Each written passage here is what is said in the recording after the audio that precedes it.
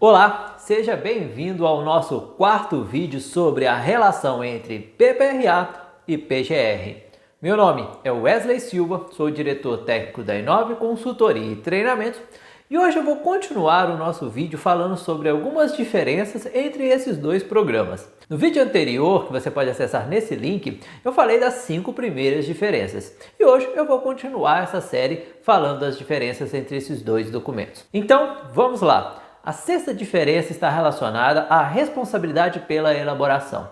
Sabemos que pela NR9, o PPRA ele poderia ser elaborado pelo SESMIT ou por uma pessoa ou equipes de pessoas que a critério da organização tivesse conhecimento para a aplicação dessa norma. Já a NR1 ela vai falar que cabe à organização implementar sobre sua responsabilidade o PGR, Programa de Gerenciamento de Riscos, que faz parte do GRO, Gerenciamento de Riscos Ocupacionais, e que esse programa deve ser datado e assinado. Em se tratando do PGR da NR1, eu entendo que a elaboração não deve ser feita por um único profissional ou levantamento de dados por um único profissional, pois corremos o risco de ter uma visão unilateral. Então seria o mais interessante envolver mais pessoas na construção desse programa, que seja a CIPA, que seja o próprio trabalhador, o próprio empregador, gerentes, encarregados, entre outros.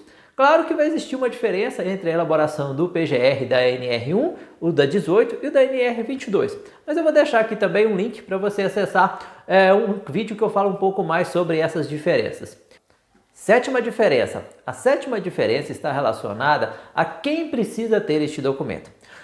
Pela NR9, o PPRA ele é obrigado para todas as empresas ou instituições que tenham trabalhador com vínculo CLT. Já o PGR, ele não será obrigatório para todas as empresas que tiverem trabalhadores com vínculo CLT, não.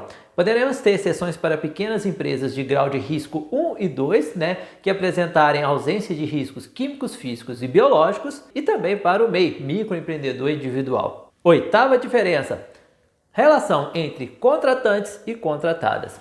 Pela NR9, observando o seu texto, a gente não vê nada claro dizendo da relação entre contratantes e contratados e como deveria funcionar o PPRA e a troca de riscos entre essas duas organizações.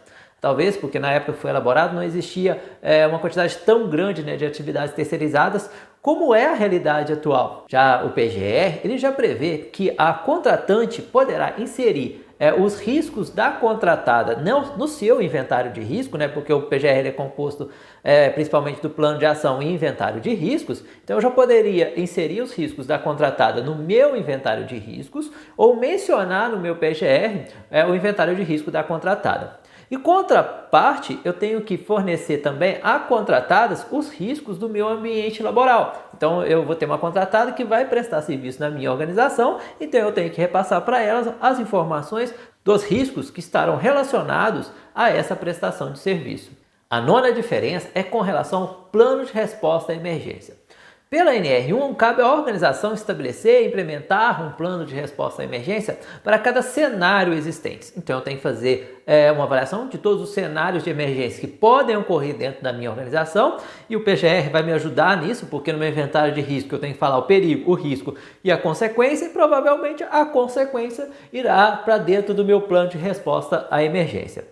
Já na NR9 eu não tenho isso definido, com exceção do anexo 2 que vai falar da exposição ao benzeno, então tem algumas medidas de controle de emergência para exposição ao benzeno, e o anexo 3 que vai falar da exposição ao calor, onde também vai falar um pouquinho sobre a necessidade de ter medidas de resposta à emergência para os trabalhadores que estão expostos a esse agente físico. Décima diferença. A décima diferença está relacionada ao relatório anual. O PPRA, sempre que houver uma revisão ou uma alteração, ou pelo menos uma vez por ano, deve ser feito um relatório anual através de uma análise global, onde eu vou verificar quais ações foram executadas, se elas foram eficazes, e através disso estabelecer novas metas, novas prioridades, novas ações a serem realizadas.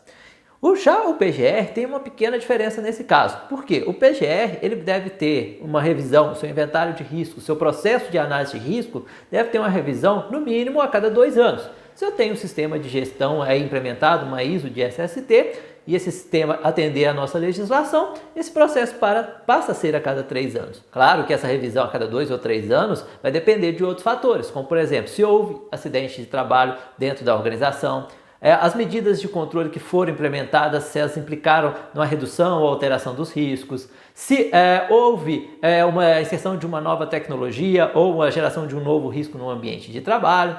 Então, existem outras situações que vão me obrigar a revisar esse documento. Mas a norma não fala da necessidade de um relatório anual. Mas para cada ação que eu implementar, eu tenho que revisar o inventário de risco e analisar a eficácia dessa ação proposta. Então eu já começo a construir um relatório quase que a cada ação realizada. Então eu não vou esperar 2 anos para avaliar as ações implementadas. E eu adicionaria uma 11ª diferença que está relacionada ao tempo gasto, não só no desenvolvimento do programa, na sua construção e elaboração inicial, mas também no seu acompanhamento e revisão ao longo do tempo, ao longo dos meses, ao longo dos anos. Acredito que com esses 2 vídeos você já consegue entender e explicar um pouco as diferenças entre esses 2 programas. Além disso, talvez agora você já seja capaz de responder a minha pergunta que eu fiz no vídeo anterior, que é com relação aos valores empregados nesses 2 documentos, se será o mesmo. Se você já consegue responder essa pergunta, deixa aqui nos nossos comentários. E a minha dica de gestão para finalizar esse vídeo é: comece a entender e construir a estrutura do PGR dentro da sua organização. Isso vai te ajudar na compreensão maior de como ele vai funcionar na prática. Aquele abraço e te espero aí no nosso 5º vídeo.